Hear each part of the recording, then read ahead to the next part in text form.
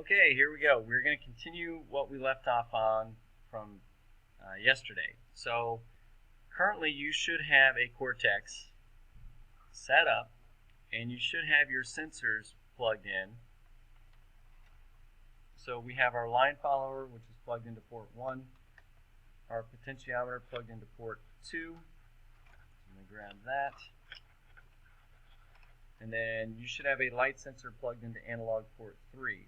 And again, I do not have a light sensor on this board, so just imagine a light sensor being plugged into there. We're then going to, today, plug in all of our digital ports and our motor ports. So the digital ones are all going to be the same for us. So you can follow along with this pretty easily. Again, we're going to just look up what that diagram looks like.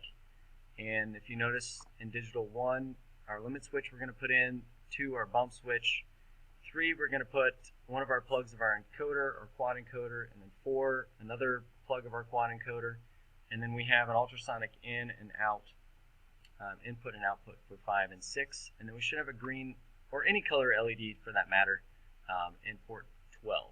And then the speaker port we're not using, we only have a couple speakers. Again, for your advanced project, if you want to use that, that's fine. But for right now, we're not. So let's go back here. So the limit switch is going to go into port 1. If I go back, limit switch is in 1. So I'm going to plug that into digital 1. Just make sure this lines up correctly. So when you plug this in, it should be lined up right with digital 1. Make sure you're not plugging it into analog 8. And then your bump switch is in digital 2. And yesterday, for some of the periods I talked about the bump switches, the red wires should not actually be connected. Some of them have been cut right here, which is fine. I actually typically pull the red wire out of the casing because there's a little spot of the red wire that's stripped, and it can make contact on the inside and create a short.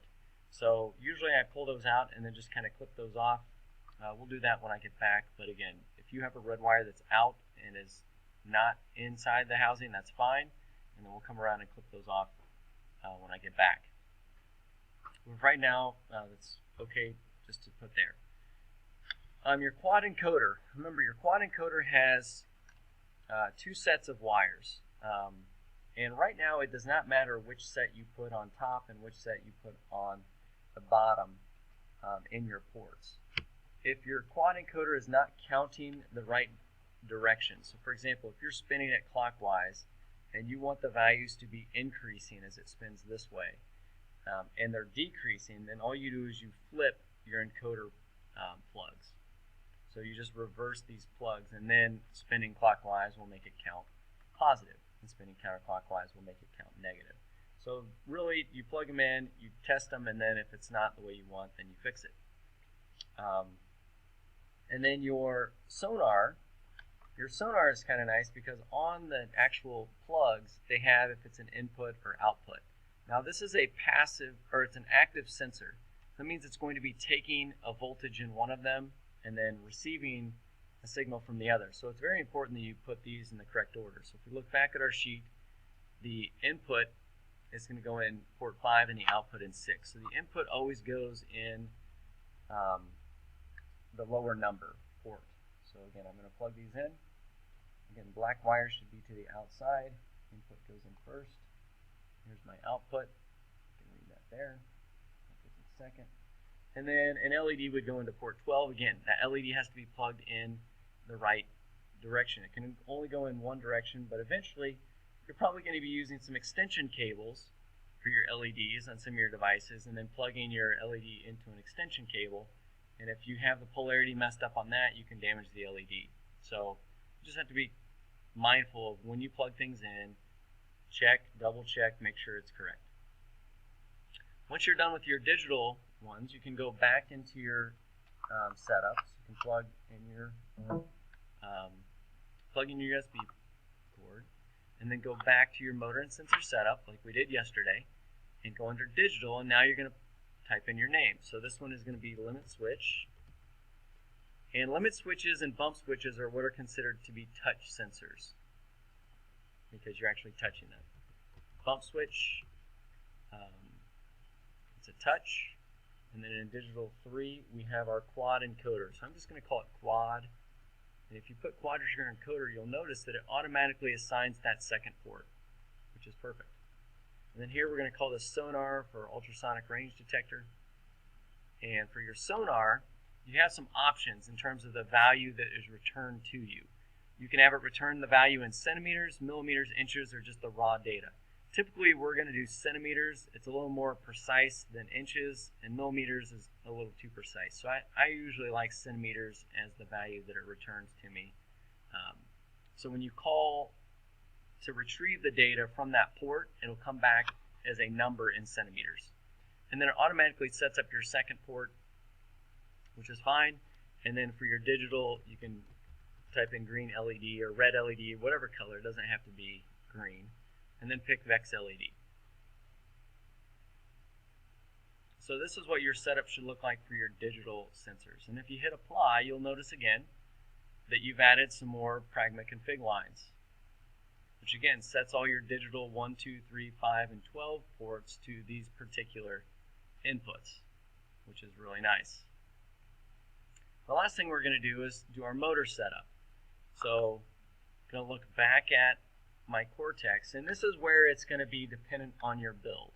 So you're going to have to pay attention. What motors are you using? Do you have to use a motor controller, which we talked about yesterday, with your motor or not? And same thing with your flashlight. So let's first start off. I'm going to assume that all of you first are using 2-wire motors. In the build, I think it called for 393s or 269s, so I'm assuming that you use those. If you didn't, it's okay.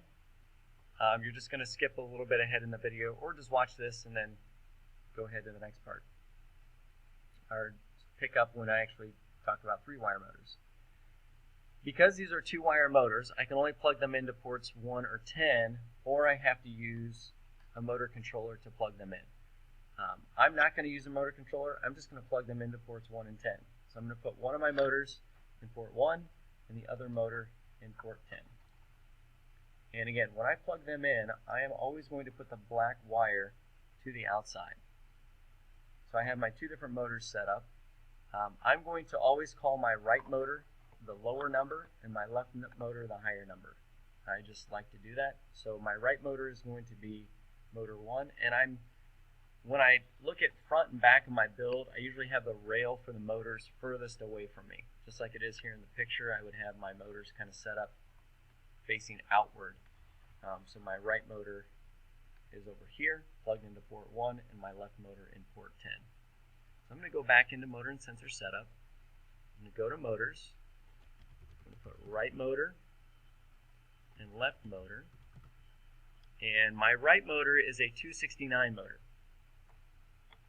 So I'm going to click on that. And my left motor is actually a 393. Now you have 3 options for a 393.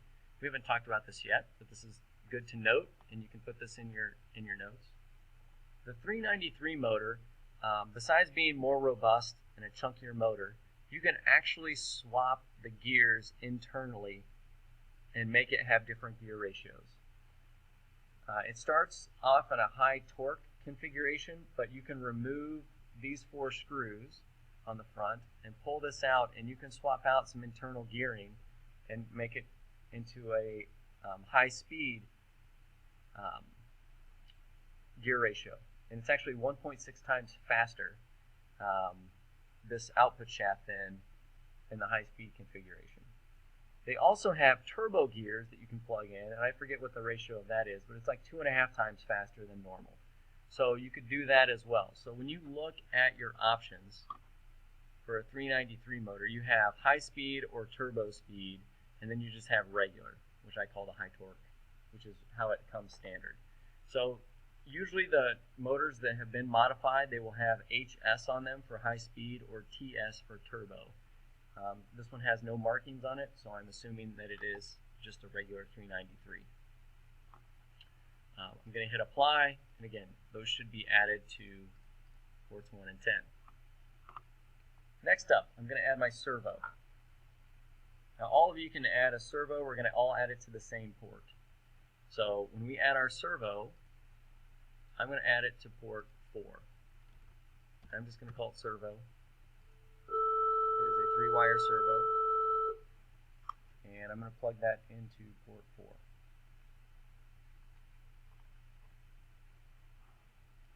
And you can see that right there. It's plugged into port 4. Again, 1, 2, 3, and then there's port 4 right there. And then I'm going to take my flashlight, and my flashlight needs a motor controller. So I need to get a motor controller 29 with my flashlight when I plug that in. And I'm going to do that now.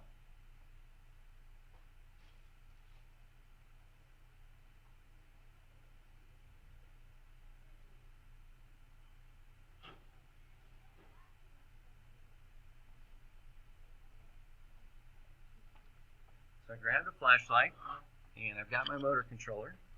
So I want to make sure that I plug in black to black and red to red. So when I plug these two together, I want to make sure that happens. So when I look, I can see my black wire is connected to my black wire and red to red. And now I'm going to plug this in to port 5. So we're deviating a little bit from what is on the sheet. And then there is an on-off power switch on the top. So just note that if it's off, no matter what you program it to do, it will never turn on. So you need to turn the on switch on in order for it to light up in your program or to tell it to light up. So just note that. So I'm going to go back to my motor and sensor setup, and in port 5, I'm going to call this flashlight, and this will be FX flashlight. Now there's some things with reverse checking, which we'll talk about a little probably when I get back. We're not really concerned about the direction that our motors are spinning right now. We just want to make sure that they're all set up. So this is what your setup should look like if you have 2-wire motors. If you do not have 2-wire motors, we're not going to put them in ports 1 and 10. We're going to put them in ports 2 and 9. So we're just going to put our right motor here, and we would make this a 3-wire motor. And in port 9, we're going to put our left motor, and this would be a 3-wire motor here. So you would not have port 1 and 10 shown up. You would show these as no motors in these two spots, and this is how your setup would be. So that's what you should have moving forward. When you click apply, you should have all of your Pragma config lines of code for all of the sensors and motors that are plugged into your Cortex. Nothing more, nothing less. So that should match your Cortex. Once you've done that, you're now ready to move on to the next video, which is going to talk about downloading firmware and writing your first program.